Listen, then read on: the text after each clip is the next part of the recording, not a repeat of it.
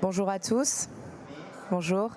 Ravi de vous retrouver et puis de vous accueillir pour l'un des premiers ateliers de l'après-midi, donc sur le campus Amérique du Nord, pour la 7e édition de BIG.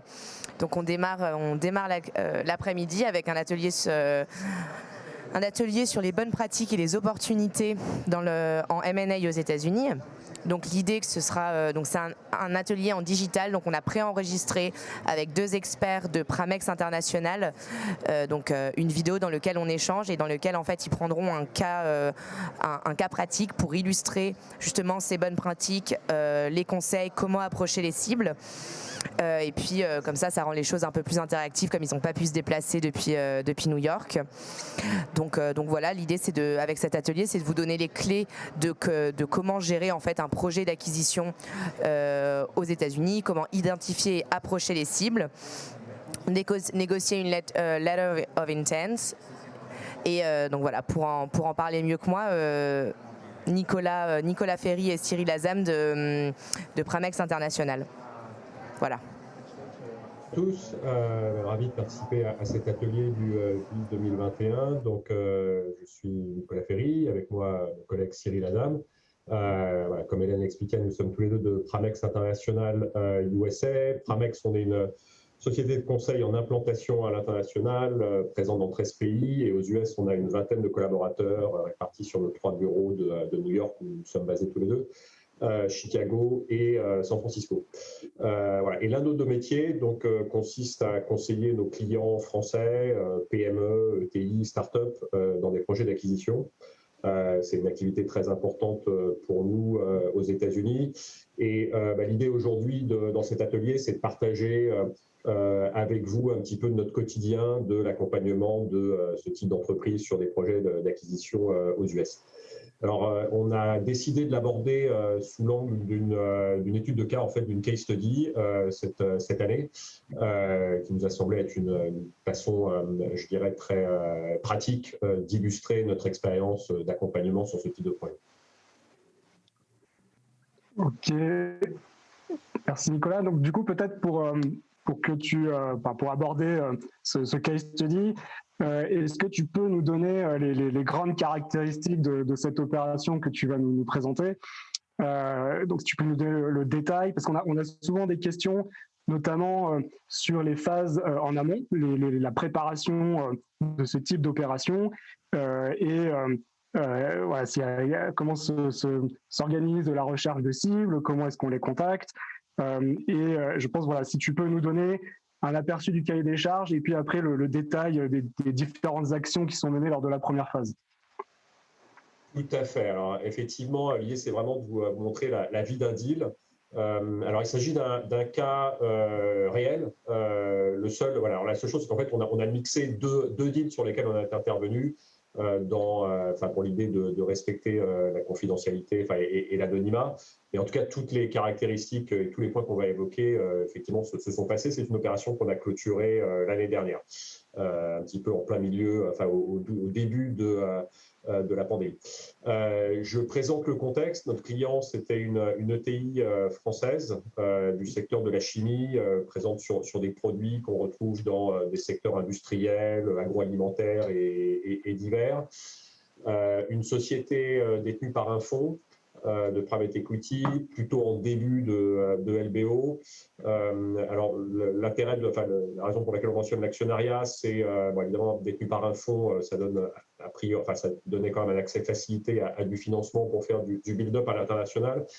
Cela étant, je signale que on accompagne aussi la moitié de nos clients sur des projets d'acquisition, c'est des entreprises familiales. Donc le M&A aux US n'est pas du tout réservé aux entreprises qui sont détenues par des fonds, mais également à des entreprises privées détenues par des familles. C'est une entreprise qui n'avait pas de présence existante aux US, donc ils faisaient un petit peu d'export, mais ils n'avaient pas de filiale sur place. Et en revanche, ils avaient beaucoup de sollicitations de leurs grands clients français et européens pour les accompagner aux US. C'était un des facteurs qui les a poussés à se présenter aux US sous forme de croissance externe. Et on était sur un secteur propice à la croissance externe, c'était pour plusieurs raisons. D'abord, dans ce secteur-là, qui est assez mature, il aurait été difficile de rentrer en organique, de créer une filiale et de commencer à gagner des parts de marché. Ça prendrait beaucoup de temps. Donc, notre client avait quand même plutôt privilégié l'acquisition d'une société directement pour établir tout de suite une position. Et par ailleurs, on est sur des secteurs, et il y a beaucoup de secteurs comme ça aux États-Unis, où il y a encore beaucoup de fragmentation des entreprises. Il y a beaucoup de petites PME indépendantes qui n'ont pas été encore consolidées. Et on arrive maintenant dans les années voilà, de 2020 et plus à des entreprises qui ont été fondées voilà, dans les années 90 qui arrivent avec une problématique de succession. Donc il y a dans beaucoup de secteurs, et notamment celui-là, il y a des opportunités de consolidation. Voilà. Et comme cahier des charges, c'était assez simple. On avait on cherchait évidemment des sociétés qui étaient présentes dans les mêmes créneaux que nos clients, que notre client. L'idée, ce n'était pas du tout de diversifier, mais vraiment de trouver des activités similaires ou complémentaires. En termes de taille, notre client cherchait des cibles qui faisaient entre 10 et 50 millions de dollars de chiffre d'affaires. C'est assez large comme fourchette, mais l'idée c'était d'avoir quand même, de ne pas trop descendre trop bas et d'avoir quand même déjà une structure avec un minimum de taille critique sur place et de parts de marché et d'accès à une base de clientèle. Il est important d'avoir un outil industriel aussi, ne cherchez pas un distributeur. Et puis, chose vraiment très importante dans leurs critères, c'était d'avoir une équipe de management. N'ayant pas de filiale aux US, ils ne pouvaient pas se permettre d'acheter une société et que tout le management s'en aille. Donc, il était vraiment important. Et malheureusement, ce n'est pas quelque chose qu'on peut savoir forcément à l'avance, mais qu'il y ait une équipe stable qui puisse rester ou en tout cas assurer une transition suffisante. Et puis, en termes de géographie, c'était totalement ouvert, ce qui était plutôt bien. Donc, on pouvait regarder effectivement tout le territoire US.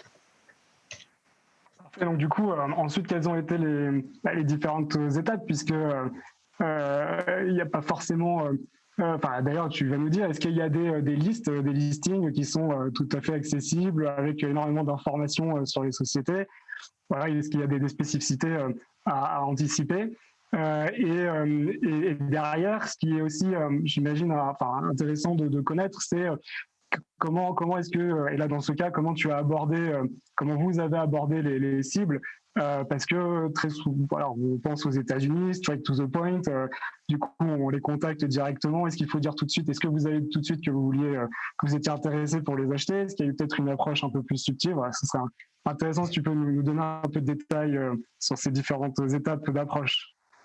Tout à fait. Alors voilà, ça c'est vraiment la phase amont qu'on appelle de screening et d'approche de cible. Donc c'est avant même de rentrer dans des histoires de LOI, etc., auxquelles on verra après. Mais c'est une phase cruciale. Et la première phase et d'ailleurs c'est une phase qui est pas facile et qui est assez ingrate. Alors tout ce qui est screening, recherche de cible, ça serait vraiment trop facile si effectivement, comme tu disais Cyril, il y avait des listes toutes prêtes. Malheureusement, on est dans un environnement totalement déstructuré. Il y a des bases de données, mais elles sont très incomplètes. Les entreprises aux US ne déposent pas leurs comptes, donc on n'a pas accès à de l'information financière. Voilà, donc on doit, pour identifier des cibles et essayer de les qualifier, se reposer sur diverses sources. Donc il y a effectivement quelques bases de données imparfaites qu'on essaie d'utiliser. On regarde des listings d'entreprises qui participent à des salons professionnels, des trade shows, des associations professionnelles. On fait de la recherche sur Internet dans le dur. Voilà, donc on essaye, c'est un côté encore assez artisanal. Et très peu d'accès à l'information financière malheureusement. Pour estimer aussi la taille des entreprises, parfois on regarde sur Google Maps la taille des usines, le nombre de parkings, le nombre de voitures dans le parking. Donc c'est effectivement pour un pays moderne artisanal. Mais bon, on y arrive quand même. Et là, en l'occurrence, on avait, dans ce cas d'espèce, on avait présenté à notre client une liste qui devait faire à peu près 25-30 entreprises. Sur laquelle ils en ont retenu une quinzaine à approcher. Comme quoi, excuse-moi de te couper, mais du coup, comme quoi on n'est pas obligé de connaître directement la cible en amont. Il y a vraiment une possibilité de trouver... Alors, effectivement, tout à fait. Là, en fait, on se place dans le cas, ce qui était le cas pour notre client qui avait quelques pistes et d'entreprises qu'ils avaient visitées dans le passé, mais en gros, on partait de zéro. Il arrive qu'on ait des situations où il y a déjà des contacts engagés, ce qui est effectivement idéal, mais d'abord, quand il y a un ou deux contacts engagés, il y a quand même, finalement, si ces contacts n'avancent pas, on repart à zéro. Donc, on essaye quand même généralement de regarder vraiment un panel de cibles aussi large que possible pour maximiser les chances de trouver une cible avec laquelle on peut effectivement réaliser une transaction. La phase d'approche est clé, peut-être encore plus que la phase de screening.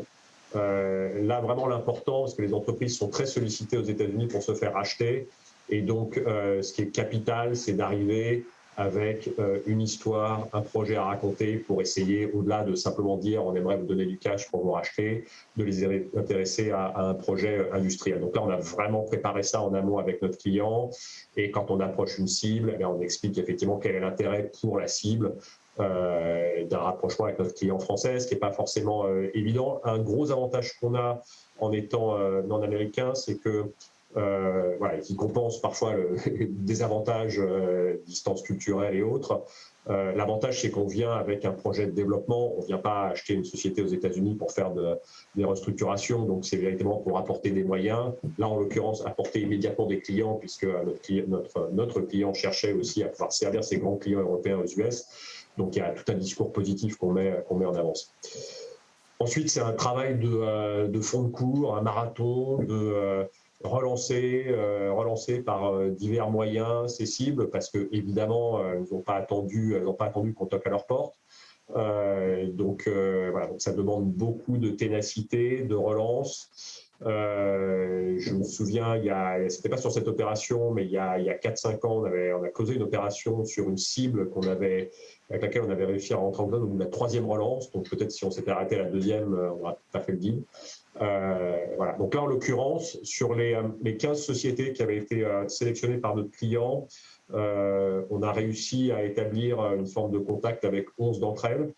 Il y en a 4 qui n'ont jamais retourné nos diverses relances, donc il y a un moment où il faut aussi s'arrêter. Et sur les 11, il y en a 8 qui nous ont dit qu'elles étaient soit pas du tout intéressées, soit éventuellement intéressés à discuter partenariat commercial, une discussion un peu générale, mais en tout cas pas du tout rentrer dans un schéma capitalistique.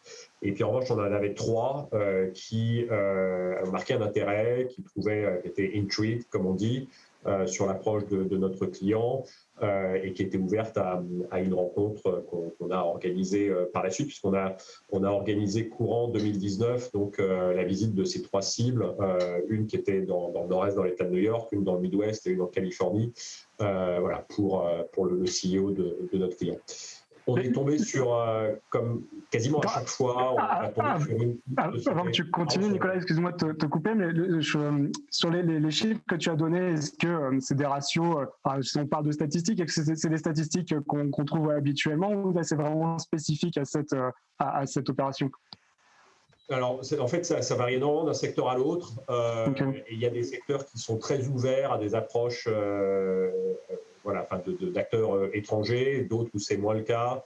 Là, on était plutôt dans la moyenne. Je dirais que sur une quinzaine de sociétés, avoir 3 meetings qualifiés, c'est plutôt un résultat honorable. On a eu mieux, on a eu pire, mais en tout cas, c'était tout à fait correct. On a vraiment eu 3 meetings de qualité. On est tombé aussi sur une société qui était à vendre, qui faisait partie des 8 finalement avec lesquels on a avancé, mais qui était officiellement entre guillemets à vendre, avec une banque d'affaires, et on a signé un NDA, on a obtenu un faux mémo, mais on est arrivé un peu tard dans ce processus. Et par ailleurs, là pour le coup, on est mis dans un processus extrêmement accéléré, avec en plus de la concurrence en termes de prix. Et on est vraiment mis dans une seringue en termes de deadline, et c'est très très difficile, qui plus est pour un nouvel entrant aux États-Unis, d'accepter d'entrer dans ce type de processus. Donc notre client est sorti très très rapidement. Ok, donc du coup là vous avez eu ces trois sociétés que vous avez retenues, 3 cibles. Et donc du coup, comment est-ce que vous avez choisi, je vais dire leurs élus, est-ce qu'il y a eu une approche particulière, une analyse particulière j'imagine, pour choisir cette cible spécifique là. Donc si tu pouvais nous donner quelques mots là-dessus, et puis ensuite sur les étapes qui ont découlé pour arriver jusqu'à la LOI et j'ai envie de dire rentrer vraiment dans le dur, quoi. Tout à fait. Alors en fait, ça s'est fait assez naturellement, c'est-à-dire que il y a eu autant les 3 cibles présentaient un intérêt, mais La dernière qu'on a visitée chronologiquement, qui était basée en Californie, à une petite heure de San Francisco, il y a eu un fit assez immédiat en termes de produits. C'était effectivement très proche de ce que cherchait notre client, d'accès à la clientèle. Et puis, on était sur une cible qui faisait 22-25 millions de dollars de chiffre d'affaires, donc une bonne structure existante sans être trop grosse. Et une situation où en fait on avait un père qui était le fondateur et un fils, mais qui était assez largement retiré, et un fils qui était le CEO. Et qui avait envie de rester, même dans le cadre d'une session, et sur laquelle notre client pourrait s'appuyer. Donc, assez naturellement, voilà, les deux autres cibles avaient des situations, notamment managériales, un petit peu plus compliquées. Voilà, donc en fait, on a voilà, ça s'est fait à ce niveau-là assez naturellement. On a signé un NDA et on a eu accès à un premier niveau d'information. Donc là, c'est un travail très important aux États-Unis. D'analyse de ces premières informations financières. Et là, il y a vraiment une spécificité US, c'est que sur des entreprises privées comme ça, il y a beaucoup de travail d'ajustement, de retraitement qui doivent être faits de cette information financière parce que les dirigeants actionnaires mélangent leur poche personnelle et la poche de l'entreprise. Ce n'est pas du tout illégal aux États-Unis. Tout ça, c'est fait à des fins d'optimisation fiscale. Parfois, on met aussi sur la paye des personnes qui font pas, de la famille qui ne font pas forcément grand-chose. Donc, tout ça conduit à quand même passer du temps à retraiter ces chiffres, à essayer d'extraire les dépenses purement personnelles. On a aussi des situations où les dirigeants ne se payent pas sous forme de salaire, mais sous forme de dividendes. Donc, parfois, il faut arriver pour normaliser un niveau d'EBITDA, à rajouter un niveau de salaire. Et là, en l'occurrence, aussi, les comptes étaient un petit peu pollués, et on a ça dans beaucoup de cas, par des transactions avec des sociétés liées, c'est-à-dire des sociétés qui étaient séparées, mais qui appartenaient aux mêmes actionnaires. Il y avait notamment des panneaux solaires installés sur le toit de l'usine, qui étaient détenus par une société détenue par le père, et donc qui facturait l'électricité à un taux qui n'était pas forcément le taux du marché à la société. Donc, beaucoup d'ajustements à faire pour arriver à un niveau d'EBITDA je dirais normatif qui reflète le profil de la société en stand-alone. Et au final, on est arrivé à, alors, ça ne s'est pas fait tout de suite, ça a pris 2 bons mois à signer une LOI avec et on essaye aux États-Unis, c'est vraiment un conseil qu'on donne à tous nos clients et aux personnes auxquelles on parle qui sont intéressés par la croissance externe aux US, vraiment de faire des LOI, même si c'est encore non contractuel, c'est non-binding, mais de les faire aussi développer que possible pour éviter les surprises après, une fois qu'on a engagé des coûts de due deal. Voilà, on veut éviter de se rendre compte qu'on avait eu un grand malentendu au départ. Donc on essaye de couvrir un maximum de sujets au niveau de la LOI. En l'occurrence là, notre deal portait sur 70% du capital. On n'achetait pas 100%. Il y avait un mécanisme ensuite pour acheter les 30% restants après 3 ans avec une formule prédéfinie. Et il y avait également un earn-out, donc un complément de prix payable sur les 70%. Pourquoi ? Parce qu'on avait une société qui avait un EBITDA qui doublait en 12-18 mois et on ne savait pas si c'était quelque chose de pérenne ou pas. Donc en fait, on a mis un earn-out pour basé sur la moyenne 2019-2020 d'EBITDA pour effectivement, dans le cas où cet EBITDA fortement augmenté se pérennisait, compenser les actionnaires. Et puis, bien entendu, d'autres aspects qu'on a intégrés dans cette LOI qui nous a permis ensuite d'engager, une fois qu'elle a été signée, l'étape suivante. Tu dirais qu'il y a quelques astuces quand même j'ai envie de dire pour convaincre et pour faire une offre, et c'est pas seulement une histoire de gros sous, si j'entends bien. Pas seulement. Tout à fait. Il y a beaucoup de choses qui doivent être menées en parallèle, et il y a bien entendu l'aspect cash, il y a l'aspect intéressement des dirigeants au-delà post-closing. Et puis là aussi, la cible était très sensible au fait qu'on allait garantir les emplois, offrir des opportunités à leurs employés. Donc il y avait quand même une très belle histoire à raconter. Voilà, et ensuite, sur les due diligence, s'il y a des spécificités par là, ce qui était intéressant de voir, si tu pouvais nous dire s'il y avait des spécificités aux États-Unis par rapport à ce que parce que ce qui se passe en France, il y a peut-être des façons de faire un peu différentes et une situation, des contextes, des intervenants aussi qui travaillent différemment. Ouais. Non, alors effectivement, un deal, ça reste un deal un petit peu partout dans le monde, mais là, on voulait juste pointer l'attention sur quelques aspects spécifiques aux US et qui étaient assez bien illustrés dans ce deal particulier. Alors d'abord, les due diligence à l'américaine, ça veut dire quoi? Ça veut dire, en fait, aux US, les due deals, ça reste des due deals comme en France. La spécificité, c'est qu'il y a beaucoup d'intervenants. Pourquoi? Parce que les domaines d'expertise sont vraiment très segmentés aux États-Unis. Et donc, on va prendre un cabinet d'audit pour faire, et ça ne va pas être les mêmes équipes qui vont faire la due diligence financière, la due diligence fiscale. À l'intérieur de l'équipe fiscale, il va y avoir quelqu'un qui connaît la fiscalité fédérale, quelqu'un qui connaît la fiscalité de la Californie, quelqu'un qui connaît les aspects de payroll tax. Donc, voilà, ça multiplie le nombre d'intervenants. Et c'est exactement la même chose, voire encore plus marqué sur la partie legal, sur les avocats, où bien entendu, il y a un avocat corporate, ensuite il y a des spécialistes RH, des spécialistes de l'environnement. Il y avait potentiellement des problèmes d'environnement sur cette cible qui, plus est dans la chimie, c'était assez touchy. Voilà, donc tout ça, c'est une grande armée de prestataires à coordonner et avec des coûts qui sont quand même sensiblement supérieurs à ce qu'on connaît en France. Une due deal financière et fiscale, c'est généralement 1,5 fois aux US qu'on paye en France, et sur la partie juridique, si on additionne la partie due deal plus la rédaction et la négociation de la documentation contractuelle, on est souvent à 2 fois plus cher, voire plus que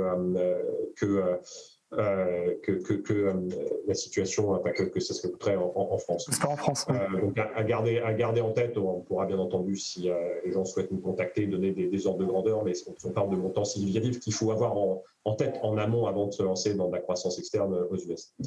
Ensuite, il y a un autre point spécifique vraiment aux États-Unis, c'est dans la façon de structurer un deal.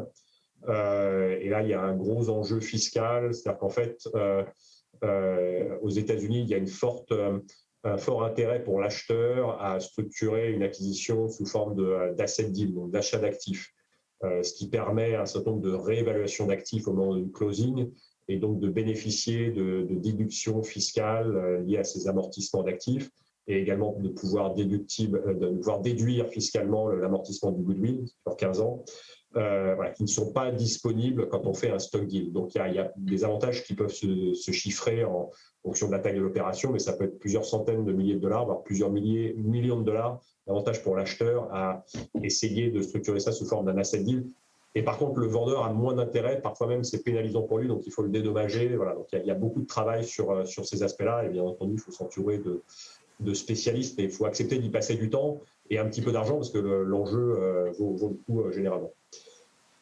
Autre spécificité, c'est le nombre de contrats. Je crois qu'il n'y a pas un deal aux US sur lequel on a travaillé où il y a moins de 3 contrats minimum par transaction. Là, en l'occurrence, dans ce deal, on avait 4 contrats qu'on a dû rédiger et négocier en parallèle.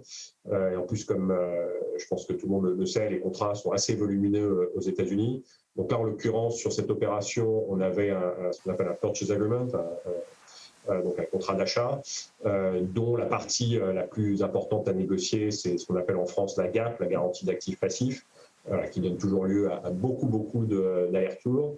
On avait également un deuxième contrat, ce qu'on appelait un shareholders agreement, du fait qu'on allait se retrouver à une structure d'actionnariat 70%, 30%. Il fallait un document qui régisse le fonctionnement entre les deux co-actionnaires. On avait également un troisième contrat, Employment Agreement, pour le dirigeant, donc un contrat de travail pour le fils CEO, et un quatrième contrat qui était un buy, donc un lease agreement, puisqu'en fait la famille était propriétaire de l'immeuble, enfin de l'usine, mais notre client ne souhaitait pas racheter les murs, donc on a dû négocier également un buy. En fait, ce sur quoi on a passé le plus de temps, c'était le shareholders agreement, parce que et ça, c'est tout à fait classique partout. Mais comme on n'est pas une société familiale à une société qui devient minoritaire, parfois le chemin est assez difficile pour accepter de plus être maître totalement de son destin, et donc d'accepter que les décisions soient prises par un actionnaire qui plus est étranger et qu'on n'a qu'une voix de minoritaire. et également l'Employment Agreement, donc contrat de travail. Et là-dessus, 2 challenges. On avait un CEO américain qui n'avait jamais eu de contrat de travail, donc il a fallu lui expliquer que maintenant il allait être employé, il n'allait plus être son propre boss. Et côté client français, on avait la difficulté que les salaires aux États-Unis, qui plus est à proximité de San Francisco, sont extrêmement élevés. Et qu'on s'est retrouvé avec un salaire demandé par le CEO américain, alors, tout à fait aux normes locales, mais qui était très très élevé par rapport aux grilles internes de nos clients, donc, et qui se rapprochait même du salaire du CEO français. Donc un petit peu de susceptibilité à ce niveau-là. Donc beaucoup d'éducation à faire de part et d'autre. Bon, on a réussi à régler avec quand même pas mal d'allers-retours, notamment sur ces deux contrats. Au final, on a fini par closer cette opération. Alors, il y a eu, en fait, on a closé cette opération en mi-2020, après 2 mois et demi, 3 mois de mise en stand-by dû au Covid, où notre client avait décidé de reporter ça pour voir effectivement comment la situation globale allait évoluer. Et finalement, l'intérêt stratégique de cette opération a primé et on a closé cette opération totalement remotely. Alors, les closings se font de toute façon, même hors pandémie, de façon remote aux États-Unis. Mais bon, là, c'était quand même assez atypique de ne même pas pouvoir venir le lendemain du closing sur place pour parler aux équipes. Ça a pu se faire qu'après, dans d'autres conditions. Une belle opération finalement closée par notre client et qui correspondait effectivement au cahier des charges initialement fixé. Dans un contexte effectivement un peu difficile sur la fin avec bien entendu la situation que l'on connaît tous avec la pandémie. Si tu pouvais nous faire un petit récap effectivement des facteurs clés de succès, s'il y a vraiment des choses indispensables à retenir. Alors bon, on a bien compris tous les process, mais aussi en amont, on n'a pas parlé par exemple du financement. Est-ce qu'il y a peut-être un peu plus des informations, j'ai envie de dire d'approche, de mindset à avoir pour être prêt à se lancer dans la bataille, j'ai envie de dire. Absolument. Alors il y en a beaucoup des facteurs clés de succès. Là, on a essayé de résumer ça de façon très très simpliste. Donc réactivité et patience. Alors ça peut paraître des évidences. Dans la réalité, ça veut dire quoi? Être réactif, en fait, et ça c'est vraiment un point sur lequel on insiste au tout début de ces process avec nos clients. Dès qu'il y a un intérêt qui est noté par une cible, il faut venir sur place, il ne faut pas attendre 3 mois parce que il y a vraiment besoin de mettre en place un momentum. Il faut accepter d'aller sur place même si in fine il n'y a pas de deal, même si donc il faut accepter parfois de perdre un peu de temps, mais ça fait partie du processus. Et il faut également faire du suivi, du follow-up avec la cible. S'il y a aucune communication, après c'est vraiment perçu comme une marque de manque d'intérêt de la part des Américains. Patience parce que c'est des procédures, c'est des projets qui prennent du temps. Surtout là, on n'est pas, à moins que ce soit des processus structurés de sociétés avant. On est dans des situations où les sociétés n'étaient pas forcément avant, elles n'étaient pas avant, donc il y a tout un chemin pour elles à faire avant d'accepter de se vendre. L'information n'est pas forcément prête pour être partagée dans une data room. Il peut y avoir des aléas. Là, pendant 2 mois et demi, on a mis le projet en stand-by. Donc au final, le plus rapide qu'on ait fait, nous, sur un deal de ce type-là, c'est en partant d'une page blanche avec des critères de recherche de cible jusqu'à la closing, c'est 8 mois et demi. Dans la réalité, il faut compter plutôt 1 an. Et là, en l'occurrence, sur ce deal spécifique, on a mis 14 mois, dont 2 mois et demi, effectivement, de mise en stand-by. Les différences culturelles aussi, en tout cas, essayer de les comprendre, c'est aussi un facteur clé de succès. Je ne vais pas rentrer dans des stéréotypes. Ici, souvent, un des points qu'on note quand même, c'est le décalage assez marqué entre l'optimisme américain, en tout cas l'enthousiasme américain, notamment sur tout ce qui est prévision business, l'avenir est quand même toujours très, très, très, très rose, très favorable. Et nos clients français viennent souvent, pas toujours, mais souvent avec des vues un peu plus réservées et plus prudentes. Donc, il faut essayer de faire matcher ça. On encourage beaucoup, et ça avait pu se faire là d'ailleurs courant 2019, nos clients français à inviter en France le dirigeant de la cible pour passer du temps, pour continuer à développer un institut personné, pour montrer aussi les installations, les activités en France. Souvent, les Américains repartent assez impressionnés d'ailleurs, parce que les usines en France sont généralement beaucoup plus investies et modernes qu'aux États-Unis, où il n'y a pas forcément d'incitation à faire du capex, c'est pas nécessaire. Voilà, donc ça fait partie du chemin pour essayer de bridger les différences culturelles. Et puis le financement, comme tu l'évoquais Cyril, c'est un point clé. Il ne faut pas imaginer trouver du financement aux US quand on fait une acquisition US, c'est impossible, c'est quasiment impossible. Donc il faut vraiment boucler ça depuis la France. D'ailleurs, il y a plein de mécanismes et beaucoup de nos clients, notamment entreprises familiales, font appel à BPI pour toutes les aides, financement sur des projets d'acquisition. Et voilà, donc il faut vraiment anticiper ça en amont. Il y a quelque chose qui passe très mal, c'est d'arriver à se mettre d'accord sur absolument tout avec une cible et ensuite de devoir dire qu'on doit attendre 3 mois pour trouver les financements pour closer. Donc, c'est effectivement, il faut arriver avec le cash tout prêt.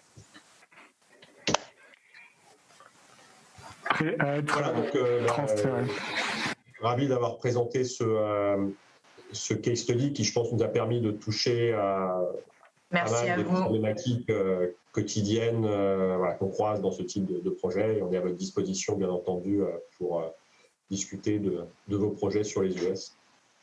Merci beaucoup. Je pense que votre étude de cas répondra à beaucoup de questions et de problématiques que peuvent se poser des entrepreneurs français, des dirigeants de PME avant de se lancer dans un projet de croissance externe. Et effectivement, d'avoir en tête d'être patient, que c'est un process qui est long et de bien intégrer les différences culturelles. Donc voilà, je pense que c'est important de donner les clés, ces clés de succès, mais d'inspirer aussi les entrepreneurs français à se lancer dans ce genre de projet de croissance externe. Donc merci beaucoup à vous et puis voilà, j'espère que ça servira à nos entreprises. Merci. Ouais.